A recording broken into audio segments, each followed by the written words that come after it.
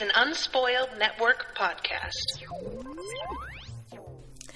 This is Spoil Me, covering One Piece. Season 2-ish, no, actually, I guess we're season 3-ish now. Episodes 83 and 84. In this episode, we get a kind of Rudolph storyline that is so sad. Guys, dare I say too sad? This was so sad. Welcome to Spoil Me.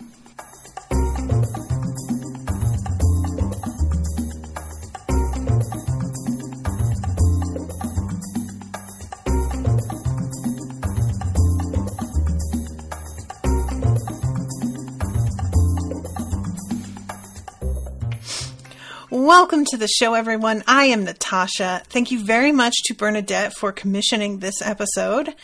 I don't see her in the chat, but we've got some other people here.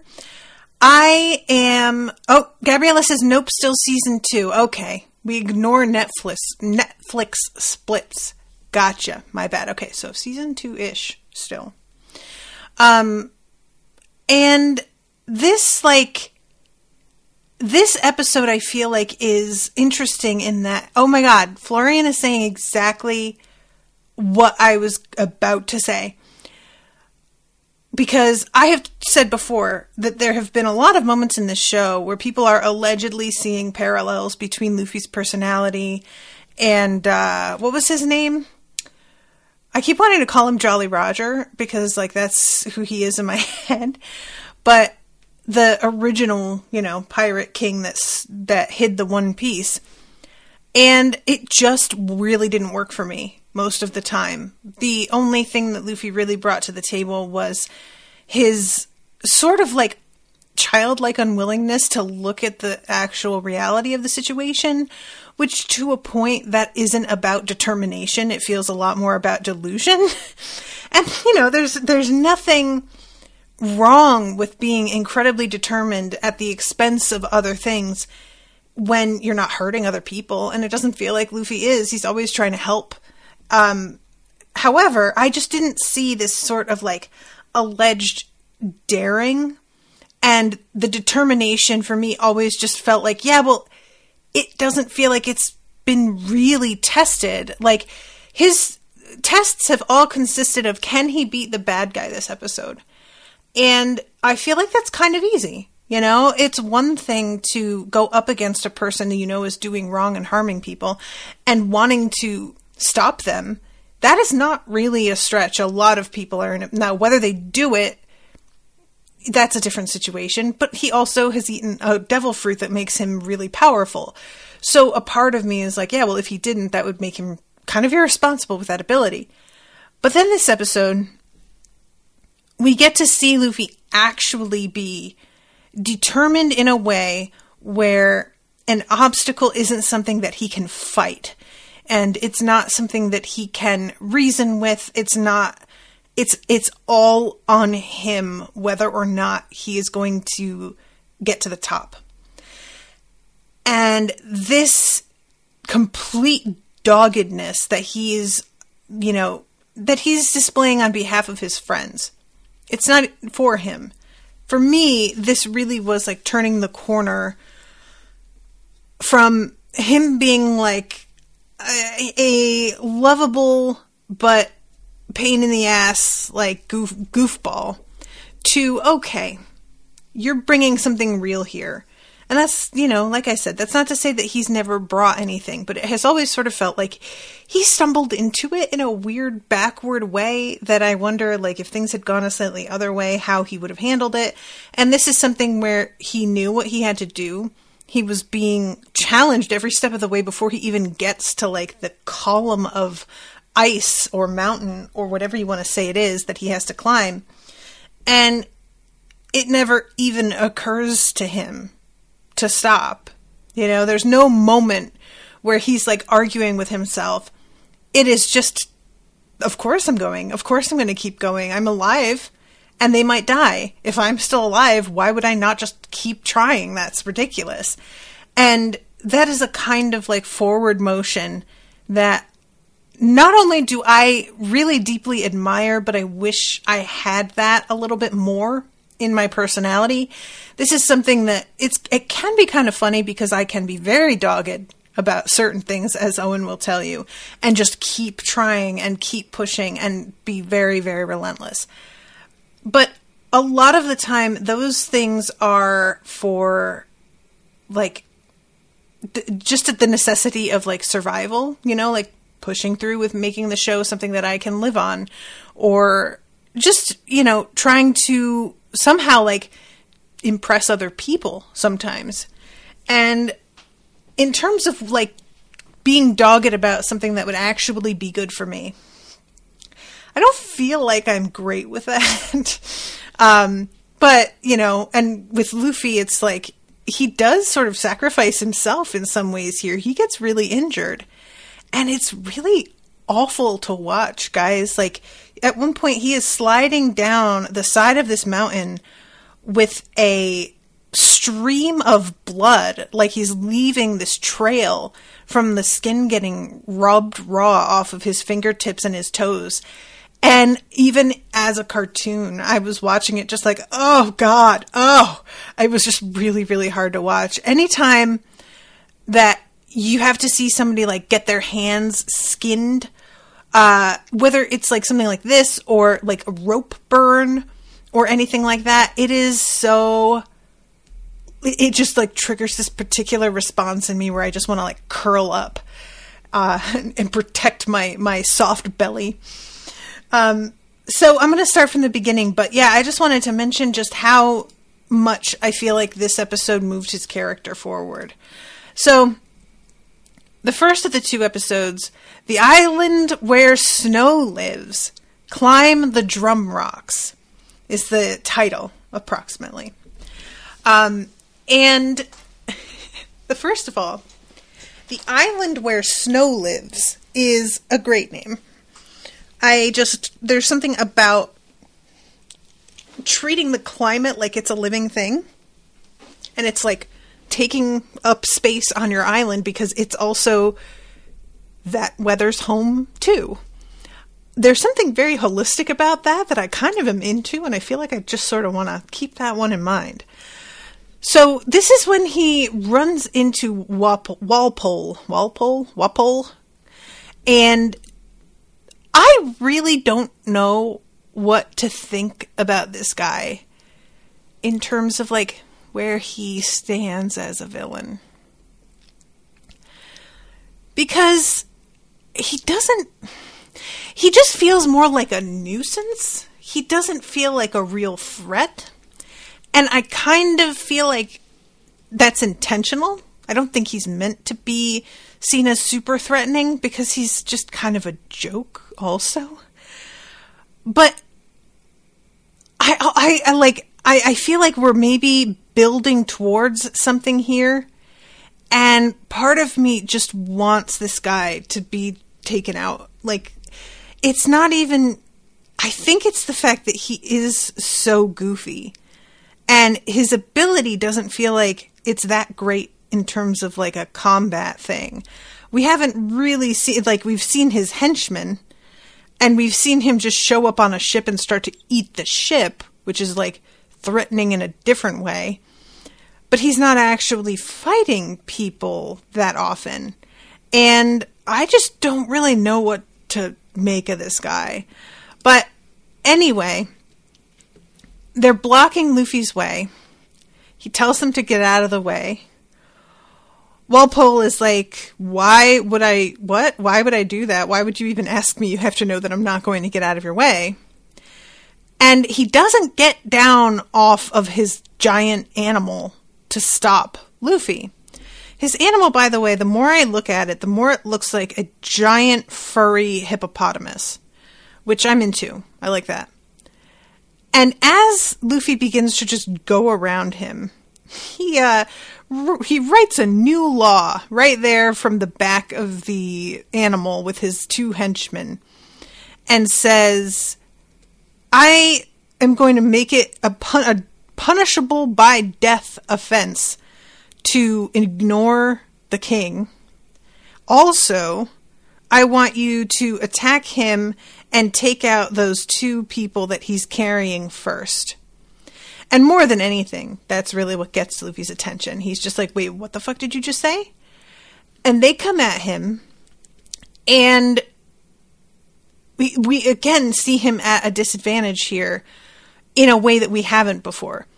Luffy can't fight in this, like, type of scenario the way that he would normally. And it's really, like, I don't know, I just really enjoyed watching him make the decision to take care of his friends and consciously have to keep that in mind at the expense of his own.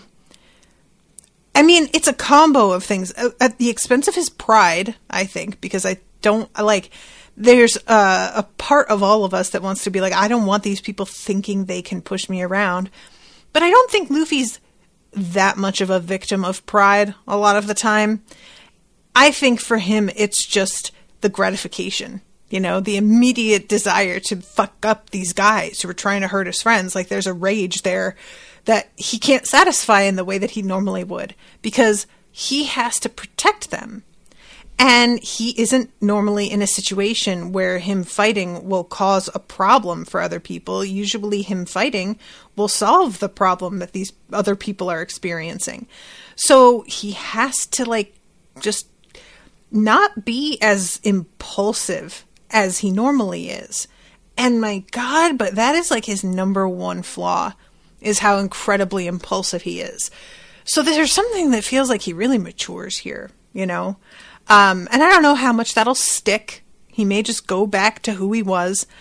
But it was nice to see some evidence of that.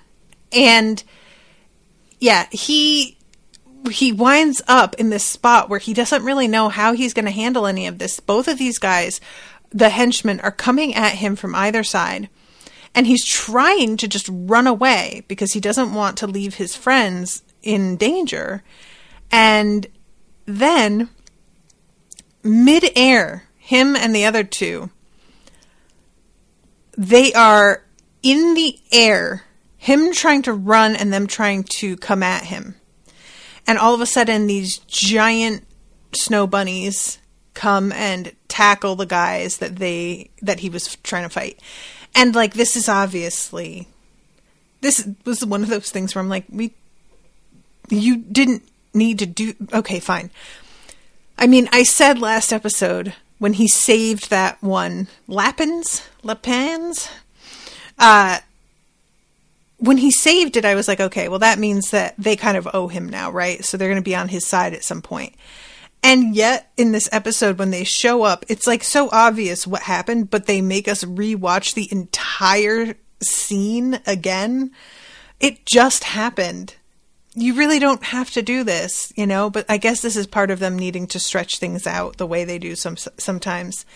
But yeah, so these 2 giant bunnies take these guys out, and I love when he looks over his shoulder and he realizes, like, the baby one is on one of their shoulders, and he's like, oh, okay, it's you. And they, like, stay in the path while he takes off. I wasn't sure if they were just going to, you know, fuck these guys up real quick and then consider it sort of a, okay, now we're even, Steven, you know? They not only stay blocking the path, but call all their friends, essentially. So these dudes try to move forward, and about, like, 12 of these giant bunnies just appear over the ridge of the hill and are like, yeah, I don't think so. And the king is so mad about this because it's just, first of all, he doesn't like that anything is stopping him from getting what he wants. And second of all, nobody has ever succeeded in getting these things on their side before. So it's just sort of an unheard of thing that makes him seem, and by him I mean Luffy, particularly mysterious and threatening to someone who thought that they were the authority on how everything worked on this island, you know? So Luffy is starting to get closer and closer to this tower. And reminder, everybody, this bitch is still in, like, bare feet. It is just bonkers. It is just bonkers. Like, he would be dead. He just would. He's at the bottom of this huge straight up tower mountain. Guys, do we ever find out how the doctor herself gets up there? Is there any, we may find out later. At some point it gets filled in for us, but I can't remember if we have seen it yet. But yeah, he's looking up and he's like, oh, I can see the top. And it's one of those moments where there's a real, like, lesson here. It's like the glass half full thing. I look at that and I'm like, oh my God, I can barely see the top. But when Luffy looks at it, he's like, I can see the top. I mean, I can get there. I can see it. It's right there. Which is just such a, that's a really good sort of, like, basic explanation of his personality as a whole. He just, if anything is even slightly possible, then as far as he is concerned, he will make it happen. The likelihood of it is not important. You know, it's just, Gabriella says, we don't know yet. She's a witch. Oh, that's right. Don't they, like, say something in the previous episode about her riding in a sleigh pulled by a reindeer? I feel like, what's his face, mentions it, and we see, like, but he says it in such a way like he's implying that it's a legend. I don't know if it's supposed to be true, but yeah, it's a very, like, Santa Claus sort of vibe. And honestly, I am just so into this, like, fucking old witch character. Excuse me, extremely young, youthful witch character. Because there is something, like, very fresh and exciting about her. You know, we've seen the old wise woman in her little, like, village, what do you call it? Like her thatch roof cottage, who has access to surprising, perhaps, magic or knowledge. But this is a lady who is, first of all, her whole look is really modern. And second of all, her actual practice of medicine is really modern. You know, for all everybody is, like, yelling at her, you're not really a doctor.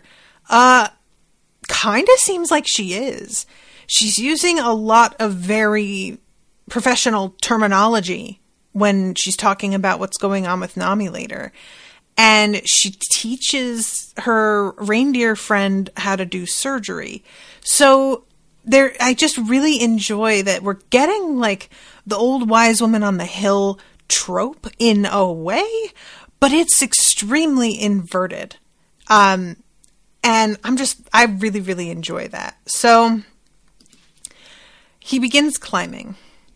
And reminder, he's carrying both of them. And there are a few different moments where shit really begins to go left. This climb would be hard enough by himself. But he has these two just dead weights that he has to deal with. And he's holding Sanji's, like, shirt in his teeth because he needs his hands free. I don't even remember how he's holding Nami. I think she might just still be draped over one shoulder. Yeah, it is. That's right. Because then his, or her, I should say, cloak just flies right off of her. So she's left even more exposed to the elements, and it just amps up the fucking danger aspect of this thing so much more. And there comes a point when Sanji falls and Luffy stretches his neck out and grabs Sanji again using his teeth from falling. Honestly, this is a really nice, like, getting to see him use his powers like this, I found really compelling. I did sort of wonder why he doesn't stretch his arms out more, because he's climbing like he's a regular person. And we have seen him extend his arms out and yank himself up, yank other people with such force that he sends them flying like slingshots. I really feel like he should have been able to do that in this situation. That said, I understand that that's not really what is supposed to happen here. Like, the thing with him is that he has to go through something that's an ordeal and sort of prove himself. And if he just stretches his stretchy arms out and slingshots them to the top of the mountain, that's not really going to give us the same lesson that he would have gotten otherwise. Let's see. Gabriella says, I always thought that he didn't have that much energy. Florian says, rubber and cold don't mix. I mean, maybe, but they don't say that. This is the sort of thing where this show can have surprisingly grounded rules for stuff, but they don't, if they don't explicitly say it, which they would, because they love doing that, then I don't think that's what's going on. Gus says, I think that's just a gag, like a real doctor wouldn't come into your business and take half your assets for money, which is ironic from an American perspective. But I think it's more ridiculous for healthcare to be like that in Japan. Oh, you mean, okay, so them not calling her. So you're saying, Gus, that you think she is definitely a real doctor and that they know that, but they're just trying to be like, wow, you're betraying your profession. What about your oath to do no harm kind of thing? I don't know if they have to take that all over the world. The Hippocratic Oath is something that, it gets talked about a lot, but I actually don't know whether or not every other country has their medical professionals take that oath.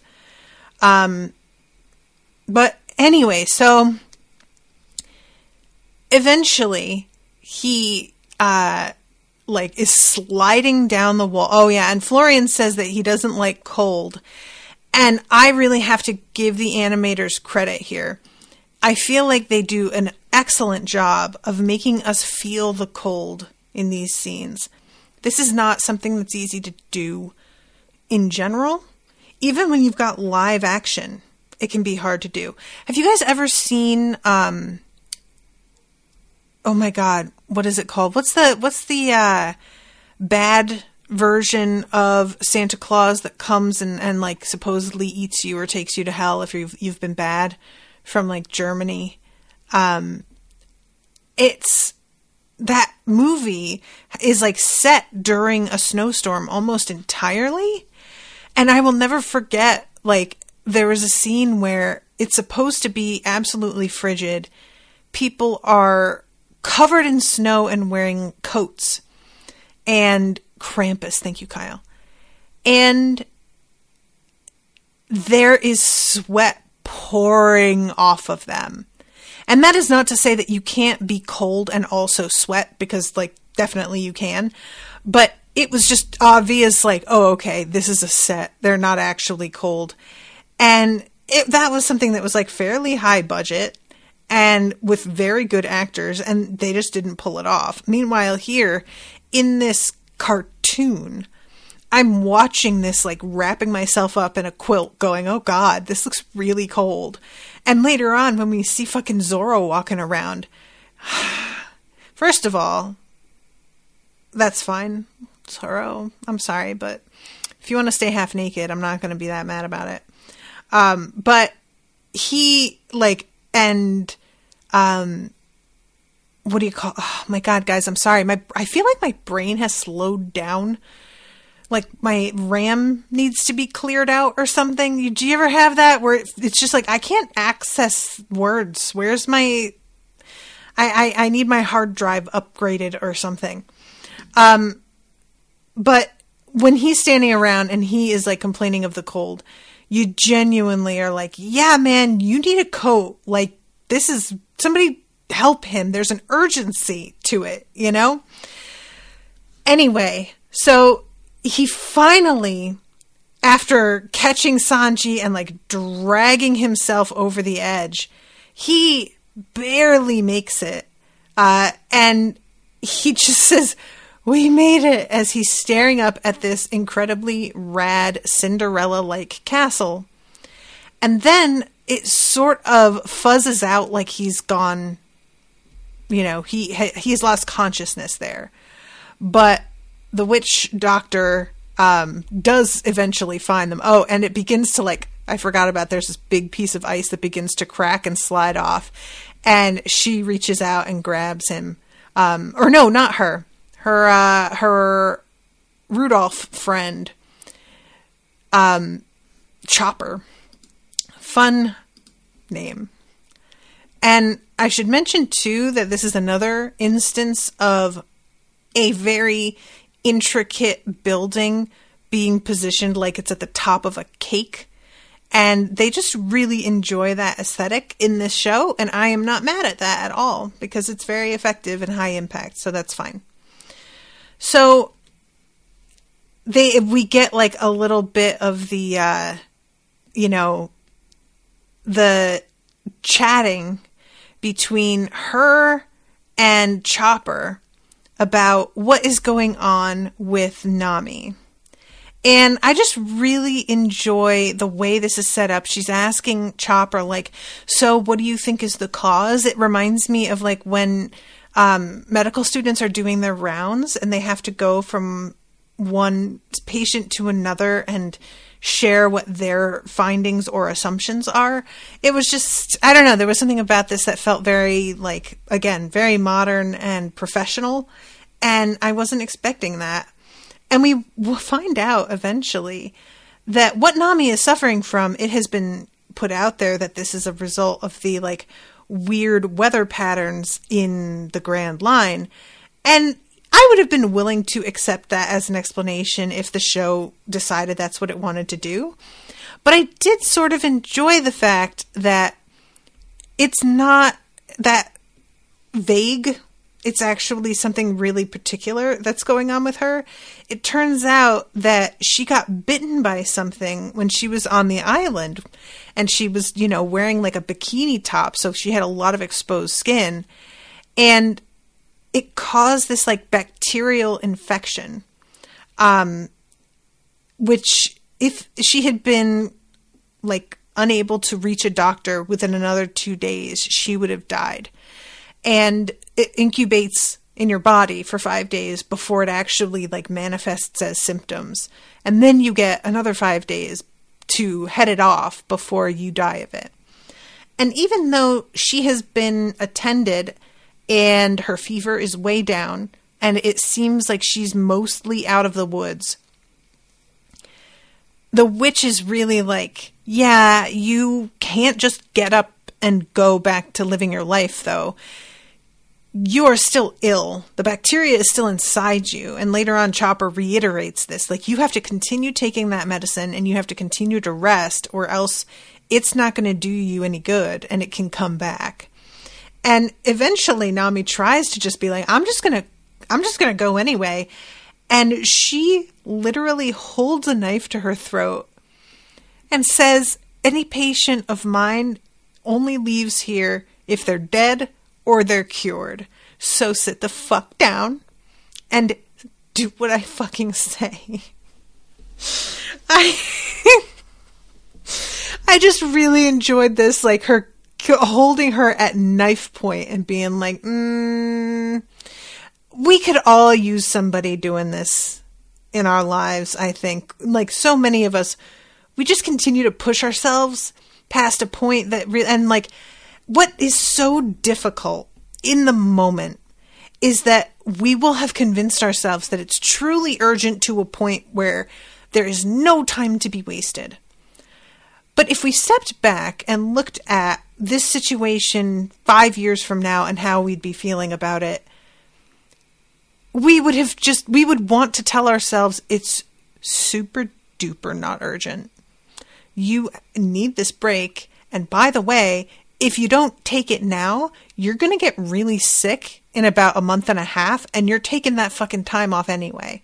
So either you can choose to do it or you can be forced to do it. I really want to, like, going into 2022, first of all, it's going to be 2022. Oh, guys, I'm so upset. How? But going into 2022, I want to try and prioritize my fucking health more, because it's really easy to say, but damn, And like, I'm going to picture her holding a knife to my throat at times and just being like, no, get back in bed. You can't just go back to doing what you were doing right away. Have you guys, how many people here listen to Tom Cardy's or watch his videos? I shouldn't say listen to, because most people watch him.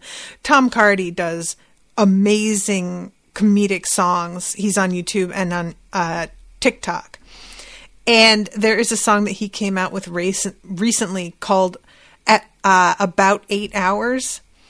And it's basically like a battle between the voice in your head that wants you to party because now it's the weekend and you have time off, and the voice in your head that is telling you to go to fucking sleep. And that is the realest shit. But for me, it's not partying. Right now, for me, it's wedding planning. Like, I will be just awake dealing with small details until like 2:30 in the morning. And the other night I was like almost asleep. And all of a sudden I realized that a friend of mine hadn't RSVP'd yet. And I wasn't, if she was coming, my whole shit had to be replanned because I had exactly enough seats for my, like, so it was like by then, I think like 1 a.m. and I got this rush of adrenaline realizing I might have to redo my whole seating plan. I woke up completely, picked up my phone and started texting with her. She turned out to be awake because she works in food service. So she was still up.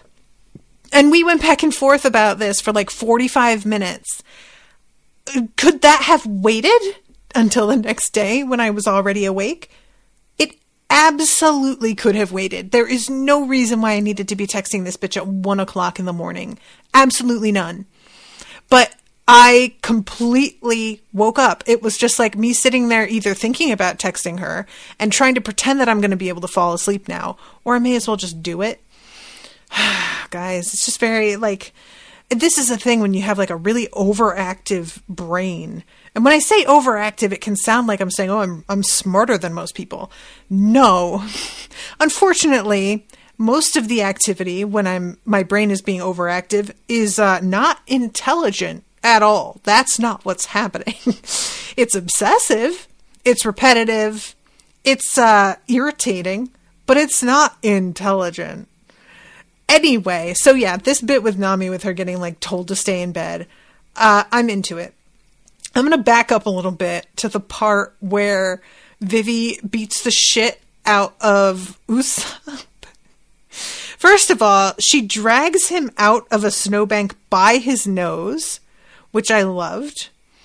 And he's opening his eyes, but his like pupils aren't visible, which I guess is meant to be just like how completely sort of out of his body he is here. And it's so, she tries to tell him to wake up, and he is saying, I'm following this trail of flowers right out of this world, and there's a beautiful river. And she's like, oh my God, he's dying. And then she like slaps his face a little bit, and he seems to sort of wake up. But then he starts talking about like the 74,000 Usopp pirates close in. And she starts shaking him. And we cut to like the snow falling and her yelling his name. And then we cut to his face, and he says, phew, you saved me, Vivi. But he's got blood pouring out of one nostril. He's got a black eye. His nose is bruised. And when the camera pulls back, he looks like Smallface from Dick Tracy, where he is just covered in lumps and bruises because of her beating the fuck out of him to wake him back up and get him to, come back to consciousness completely. And she's like, it's chilblains, which I have never had chilblains, but I remember looking them up a while back because they were mentioned in some book I was reading, and oof, sucks. It is really wild to me how many like injuries one can sustain from shit that you wouldn't expect that to be a possible symptom, But I wouldn't recommend Googling chilblains because it's kind of gross. But anyway, yeah. So he is swollen all over his face. The rest of his body is exactly the same size, so he looks really amazing as he is walking along. And eventually they stumble onto Zoro, and he comes like, you know, slowly up out of the snow with this like dramatic sort of I'm a monster moment before they realize who he is. And I love when he like sees the two of them, and it takes a moment before he recognizes Usopp, because Usopp's like, don't you think my face is kind of swollen? He can't see himself, but, you know, I'm sure he can feel it. And how long it takes for him to realize, it's not until his nose sort of moves and gets his attention that he realizes, oh, that's Usopp, okay. So we cut from them to the snow bunnies. And I think they're all dead. If they're not, they're just knocked out. But they get beaten by this king and his cronies. And I was really upset. Truly, guys. I wanted so bad for them to, like, if not actually beat that king, to at least, like, cause him to have to go another way. Like, figure out some alternative.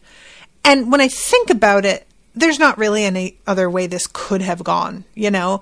But I thought they'd be able to, like, completely redirect them and be this unstoppable force. And instead, I have to watch them brought low by this asshole. Oh, I hated it so much. I was so sad. So back in town, Usopp and Vivi and Zoro like get to the town and don't recognize what it is right away. They think that like the roofs are trees from far away, and then they get closer and they realize like, oh my god, this is the village. I think it's called Bighorn, if I'm not mistaken. And they're talking about whether or not Dalton is dead. And I love how much we get to see Zoro asking who that is repeatedly, and nobody is telling him or helping him with, like, you know, any extra information. He is very cold, and he is asking Usopp who their enemies are, like these soldiers up there who are in these long coats. Are they on our side or not?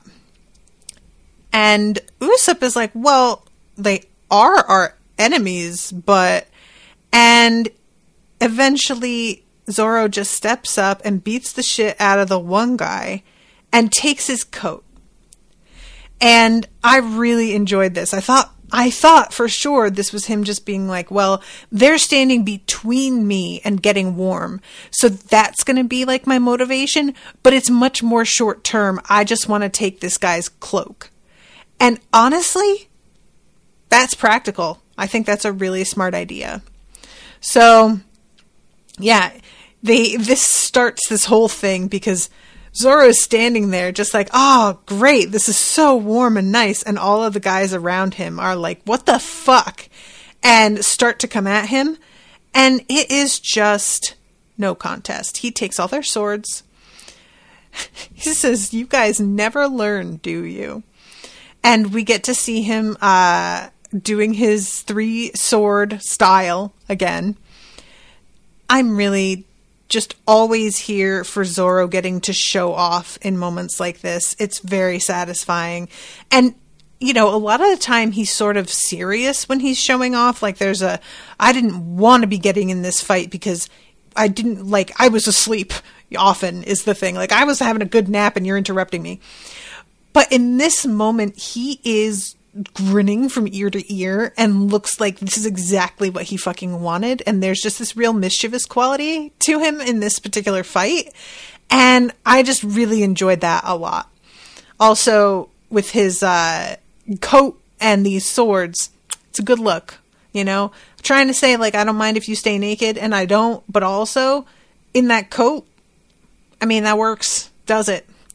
And they managed to eventually dig Dalton out, but it looks like he's been impaled I couldn't really tell what it was, but there looked like there was something sticking directly out of his chest.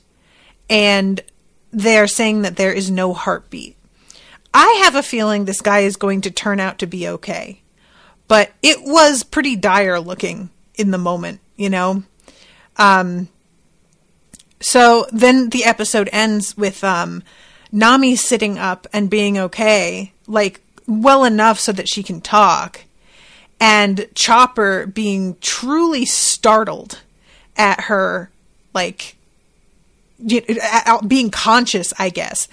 There's a couple of moments with Chopper where he is so freaked out, and I didn't really understand the reasoning for it, you know?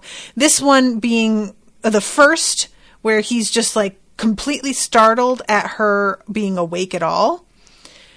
She is, you know, saying, I can see you behind the door jamb, because he's like looking around the door, and he yells at her, shut up, human. And is really a jerk, but then immediately, how's your fever?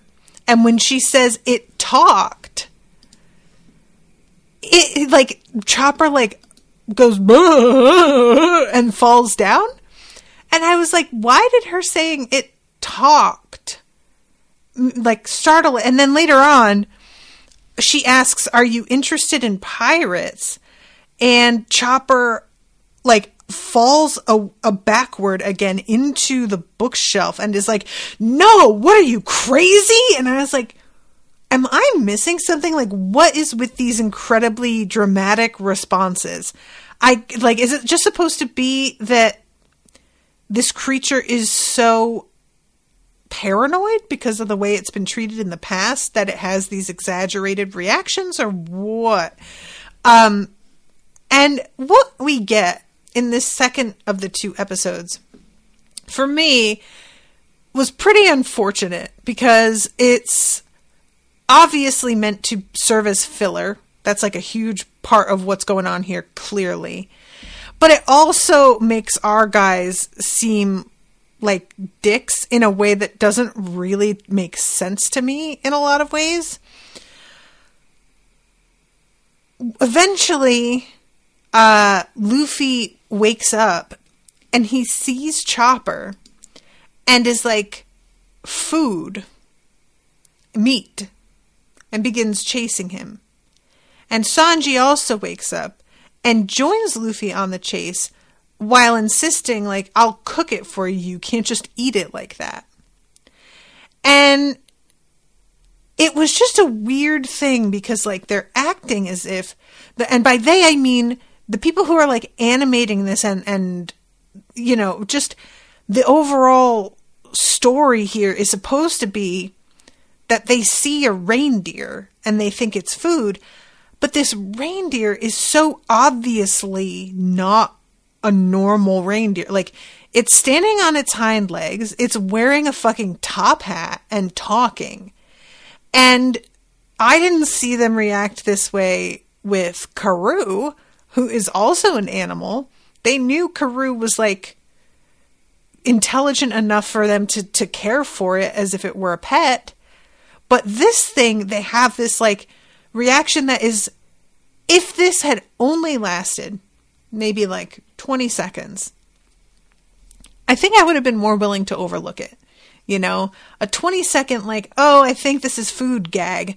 I don't feel like the joke works any better, but at least I wouldn't have been subjected to it for very long.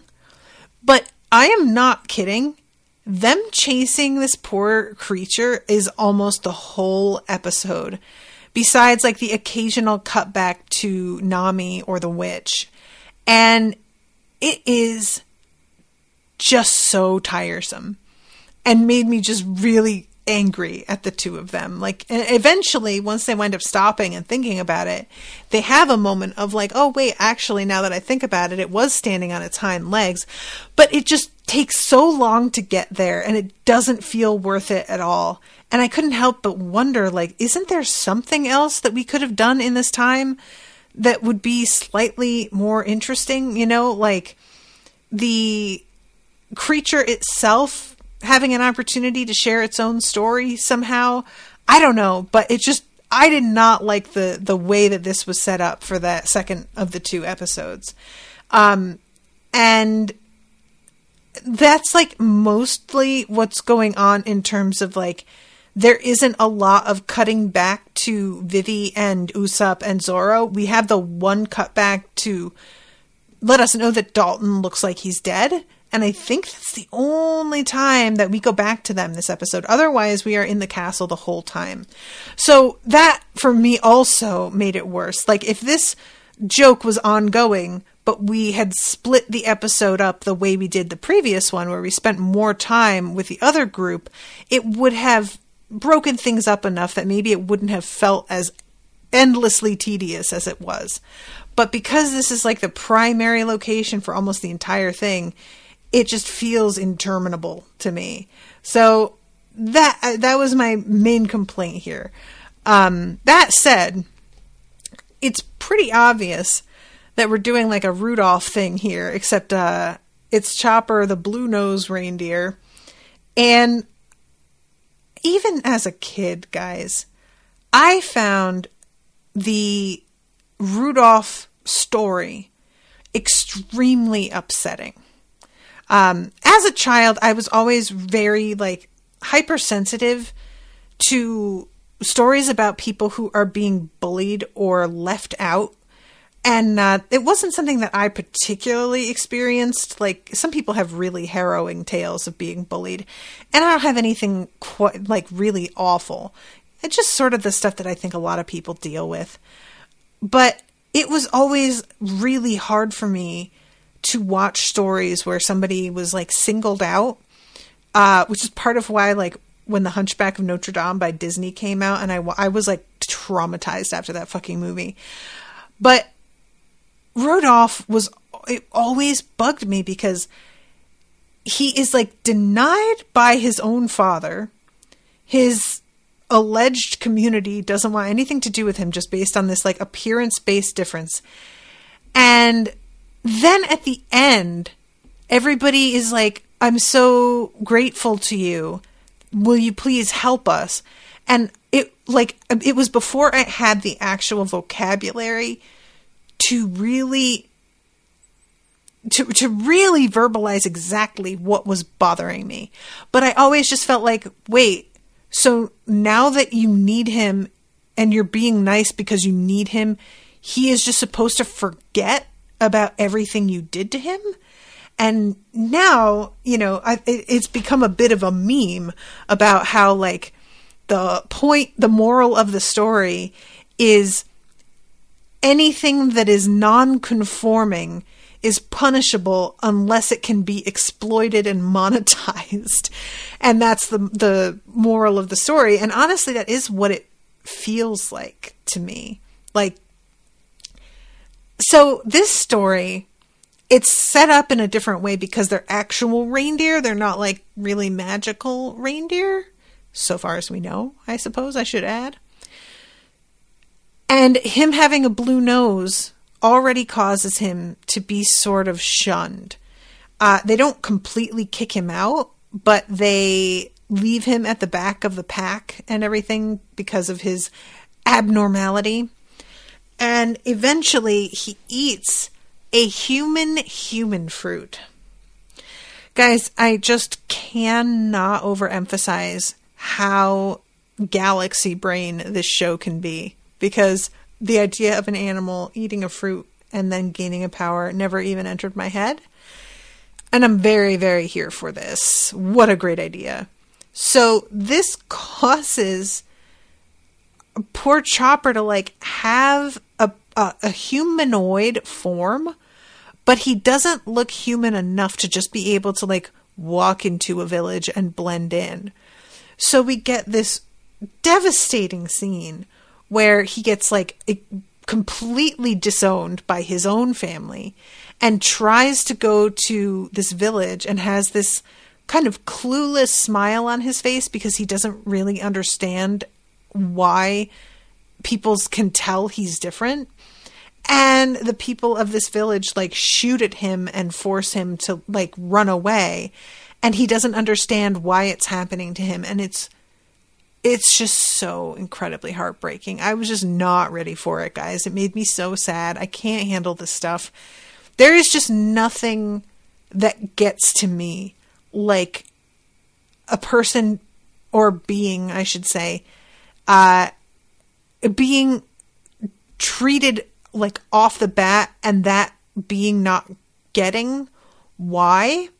Like, it's bad enough if they do understand why, you know, because then they're like internalizing, oh, cool, because of my like abnormality, now I'm going to be a freak to everybody. And that certainly is what we get later. But in this moment, Chopper doesn't even like know that yet. He doesn't understand yet. And so his like bewilderment at the way that he is assaulted and they try to kill him just gets to me so bad. I can't. So that said, the witch eventually takes him in, the doctor. I'm going to keep calling her the witch though, because it's like she lives in a castle at the top of a mountain and flies down probably. I don't know. I'm just calling her a witch because I think it's an honorable title. And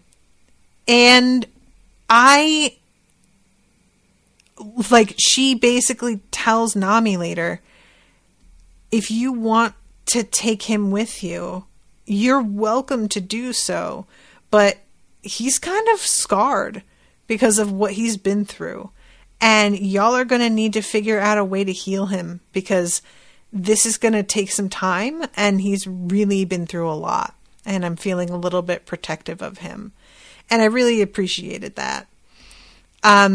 Let's see. Gus says, Oda has answered in an SBS. I don't know what that means. That if a human ate the human fruit, it would be the ultimate dud devil fruit. And they would get nothing and just not be able to swim. Oh, God. Can you imagine how ripped off you would feel? Is there anybody who has eaten more than one devil fruit? I feel like we're going to have to run into that eventually. How many can you eat before your body just starts to be like, Florian says, Oda mixes a lot of story here. Bigfoot or Yeti is one. Yeah, that was it was reminding me of like Harry and the Hendersons, except Harry and the Hendersons, he gets driven off by a family that does love him because it's for his own good, which, is almost worse, but still it does hit different. But yeah, so we have that moment finally towards the end of this episode where finally Sanji and Luffy stop chasing him, and they confer with one another over the fact that it stood on two legs, that it was talking. And it's sort of weird because I feel like it was before that moment where he makes himself big and just yells, I am not food. Yeah. If he says, I'm not food, and tells them to stop. And they do for a second. And then they keep going, and he has to like make himself big again. And is like, didn't I tell you to stop it? And Luffy is asking, why is he angry? And I'm like, you've been literally trying to kill and eat him. What do you mean? Why is he angry? So they are discussing Chopper. They discover a bunch of baby snowbirds in a nest that's like built on top of an open door, which is meant to sort of explain why there is so much snow in the castle, is that they are trying their best to keep these birds safe. And if they close the door, it'll knock the nest off. Or if they try to move them, like who knows what would happen. So they're basically sacrificing their own comfort for the sake of this little nest of birds, and which, tells you a lot about the people who live here. And this is when the two of them are able to stop long enough to realize that this being is like somebody. And they yell about how it's a monster. And I knew that it was going to be followed up with by, that's awesome, because we know our people well enough to realize they're not going to be assholes about it. Except that they were for the whole episode. You know, it's just, I didn't love that. But poor Chopper is walking away and doesn't hear the second part. He only hears the first part where he's being called a monster. And he becomes so dejected. And it's that dejected that you get when you have expected treatment of a certain kind your whole life and you're just hoping this time it won't happen. And then it does. And you're like, not only am I not surprised, I'm mad at myself for getting my hopes up that this would be different, because why would I think that? Why would I expect anything different than what has always happened? And that for me is just like cut my entire heart out. Like, that's just so upsetting. It made me so sad, you guys. His little like head drooping as he walks away. And I think it's really interesting too that as a reindeer, he is very small. I'm not sure if this is supposed to be like, because the human fruit, it's sort of unclear to me with devil fruit powers if it's consistent or if this is a thing that like varies from fruit to fruit, because some of them it feels like you eat the fruit and then you have a power and you can activate that power at the times that you need it. And then there are people where it's like, okay, you've got this power and that's just like how you live now. And that's, you can't turn it off. It's just part of who you are. And this guy is like the opposite of Dalton, because Dalton had, what was it? The bison fruit. So he could turn into an animal, which was a very lame power in my opinion. And this guy can turn into a human, but Dalton, when he turns into a bison, does he become a full bison, or is he just a bison-ish human being? And this dude, he can turn into a reindeer-ish human being, but when he comes to the town, he is on all fours. Like, he looked different then than he does when he's in the castle. And I am assuming that that's, like, because he doesn't want to scare the townspeople and doesn't want to, like, deal with what the blowback is going to be from that. But this dude has, like, it looks like multiple forms. Not only can he become a human-ish reindeer, but he can get very big in that form. You know, beyond what like a person's size is, because he's like towering over Luffy and Sanji. So what is the deal with him being able to take like, I want to say that's like 4 forms in total. We've got the very small, adorable reindeer. We've got the regular all fours sleigh kind of reindeer. We've got the human-ish reindeer that is like regular person sized.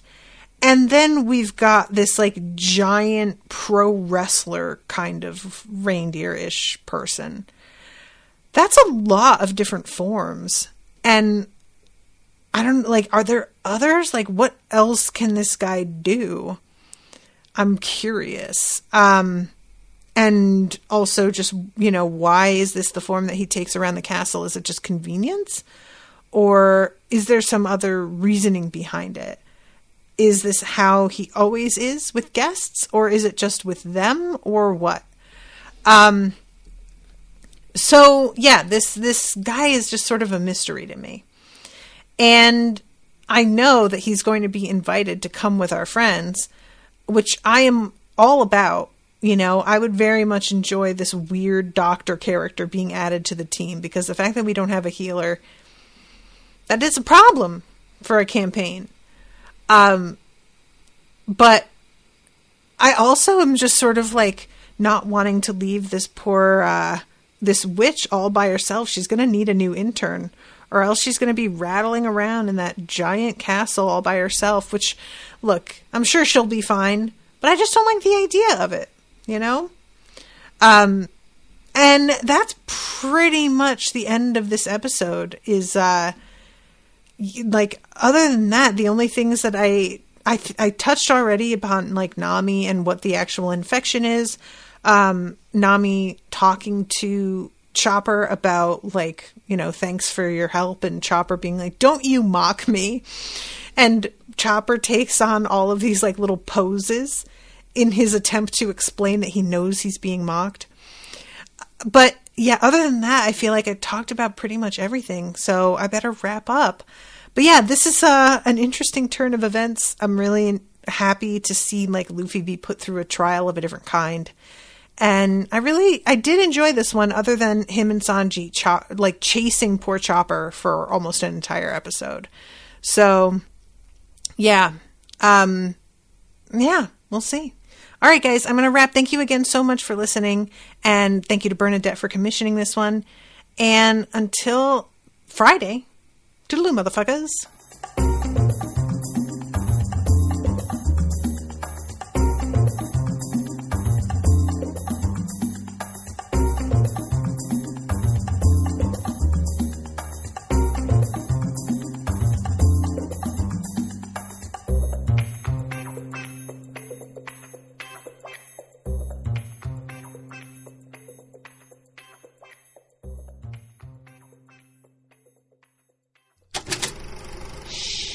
That was an Unspoiled Network podcast.